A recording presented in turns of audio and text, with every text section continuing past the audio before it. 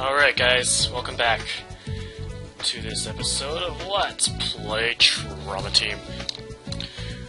We saw the last left off, we figured out a lot of stuff about the bones and the viral hemorrhagic fever, including its vector of transmission, and how this person died. So... the blood stain on the clothing was due to the person vomiting blood. The viral hemorrhagic fever causes bleeding from all over, both internally and externally. Vomiting blood is one of the signs of this disease as well. This person died of viral hemorrhagic fever. The evidence that I'm drawing that conclusion from is...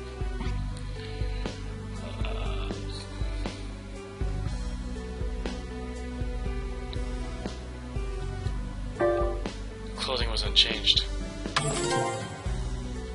That's right. If this person was still alive after having had an attack of vomiting blood, I highly doubt that they'd go on without doing something about the bloody clothes. Thus, the traces of vomited blood on the clothing indicates that this person died soon after this attack.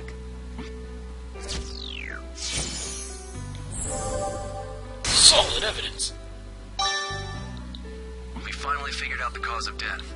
Yes, long before the pandemic that is currently raging broke out. This person caught and died of the viral hemorrhagic fever that caused this quarantine. Who in the world are you? Dr. Kimishima, if I may. Go on. I've noticed something. I'm all ears. Well, this antiviral reagent, Ashvin's, it was rejected by the FDA for its dangerous side effects. That, along with the large amount of antiviral drugs, these things aren't available to the general public. You have a point. Someone who would have access to these things would be... in the health profession, a famous billionaire. Indeed. It would be someone who has the knowledge of these new drugs and their effects on viruses.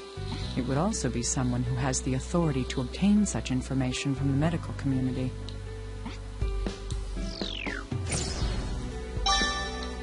That's what I think. Does that help a little? It's fantastic. Let's move on to the next step. How can we identify this individual, little guy? But all we have is the skeleton and personal effects. That shouldn't be a problem. Or is my opinion of you overrated? If this person is in the health profession, then the FBI database should have an entry. By studying the bones, we can narrow down just who this person was. Why'd you ask me if you already knew the answer to your own question? We don't have time for complaining. Whoa! Look up details about skeletons in our forensics database. Send what you find over to my computer immediately. Yikes. Give me a moment. There, I found them. You want me to send them over to you, right? Now it's time for the grand reveal. Let's compare the skeleton's characteristics with our information. Then we can confirm just who this person is. Determining gender. Assuming age. Assuming race. Estimating time of death.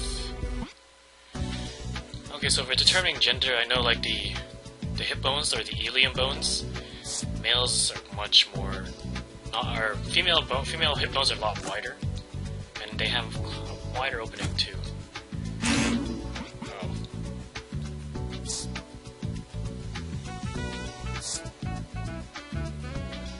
They have the same picture. Huh. 15 types of amino acids were detected in the skeleton. There was a very high concentration of nitrogen as well. If I compare this information with the materials available...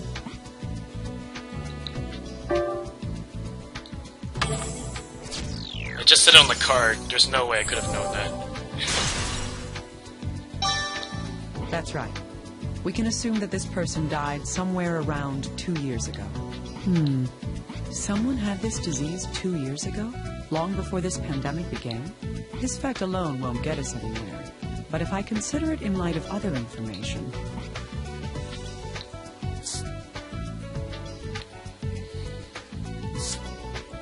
I guess we go look at the body.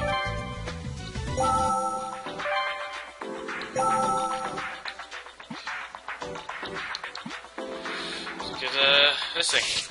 There's no damage to the pelvis. I should look at its shape, just in case.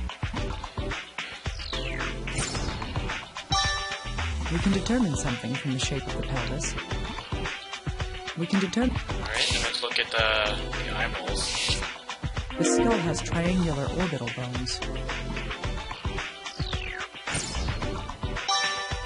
Is there any information that can be deduced by the shape of the orbital bones? I'm guessing it means triangular bones are more Caucasian, a little bit wider orbital bones are Asian, and I'm not so sure about African Americans or black people. I have no idea. Not all black people are African American. I don't know how else have begun to fuse, but they aren't completely fused yet. This is what's causing the cranial sutures to resemble broken lines instead of solid ones. Alright, age. I recall that the cranial sutures can tell something about a body. Well, let's get out of here.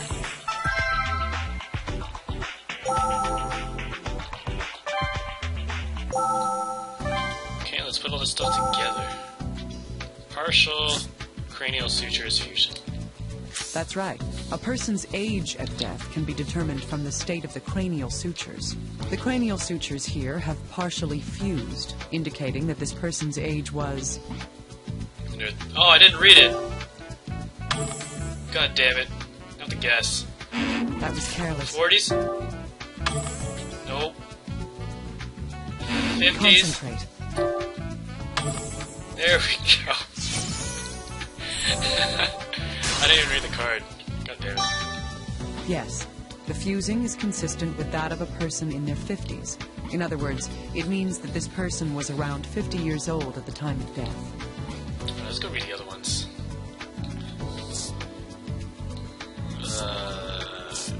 Males have a heart shape, females are more oral.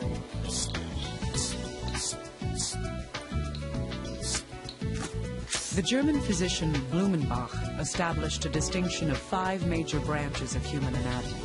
One point mentioned in determining a person's race by skeletal features is the shape of the orbital bones. Comparing this with the materials at hand, this skeleton's race is... Caucasian. Mongolian. Total guess. Since it never gave us a reference of what each meant. Indeed. This skull has the characteristics of a Caucasian. Alrighty. An individual's gender can be determined by the shape of the pelvis. According to the materials at hand, this skeleton's gender is... Both. Neither. Guessing it's male. And it was right. Yes. The pelvis is heart-shaped. Thus, we can deduce that this skeleton is male. A Caucasian male in his 50s who died 2 years ago and was familiar with viruses. All the information we need has been gathered. Now we'll be able to figure out whose remains these truly are. Conclusion reached.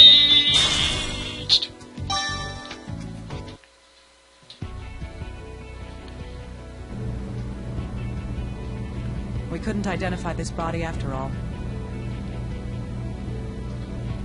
But there is an important fact that I understand now. First, let's sort out what we do now. We'll talk later. We'll talk later. First is the time since death. The card with that is... 2 years. Doesn't amount of time. Yes. The nitrogen and amino acids in the bones prove that. Flower field. Remember, the body's soft tissue was gone before it was found. This suggests that the body wasn't underwater or buried. Next, I have the card stating the gender of the body.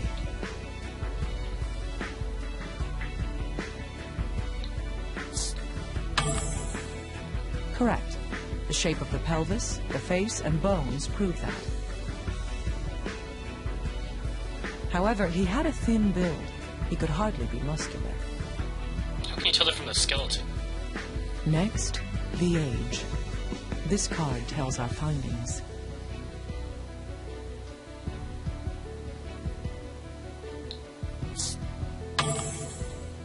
Yes, the cranial sutures have fused with age.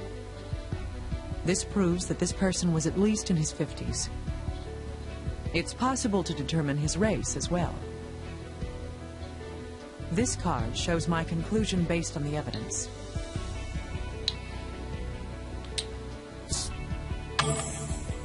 Racial differences are mainly exhibited in skull shape.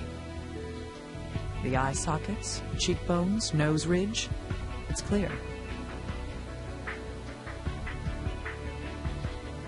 Our next clue is his occupation. Now, this is only speculation, but I believe this card shows what he did for a living.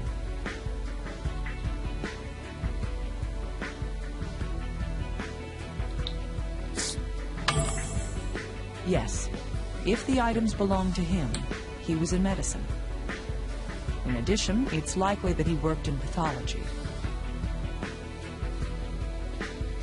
Now then, what was the cause of his untimely demise?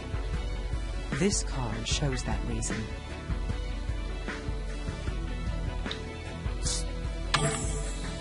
A virus living within a corpse long after the host dies. I don't want to believe it, but bones don't lie. The virus passes into the mucous membranes on contact. He died like the man Gabe diagnosed, hemorrhagic fever. He understood what was happening. He knew why he died. He knew, and it shows in the last words he had to say.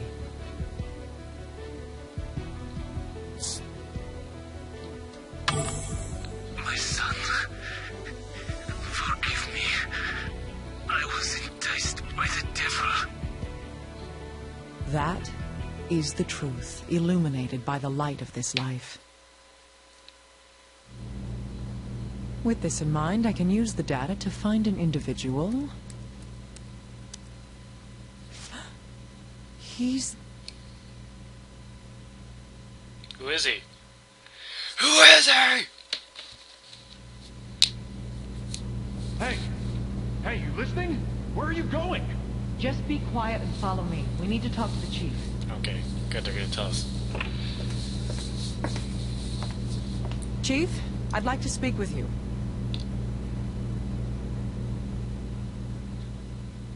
Wait, you're not gonna tell us? Okay, good. Oh! What did you say? It may be hard to believe, but listen to me, please. The bones Gabe came here with contained the infectious virus. But since the infection is not carried by air, the chances of these bones being a source of pandemic is low. However, they may still be a clue to finding a solution. I can't believe the two of you could find out so much. No, this is just a coincidence. Still, Dr. Tachibana should be done with a biopsy on the same virus. Vector of infection's unknown, but we've ID'd it. You think we'll make it in time? It's near hopeless. The disease advances too rapidly. The infected will all die before we finish the DNA analysis. Damn it. Isn't there any other lead we can follow? This isn't a clue, but I have one more thing I must report. You must report? I compared the reconstructed bones to our database. Only one person was a match for the data we had. Who is it? Him?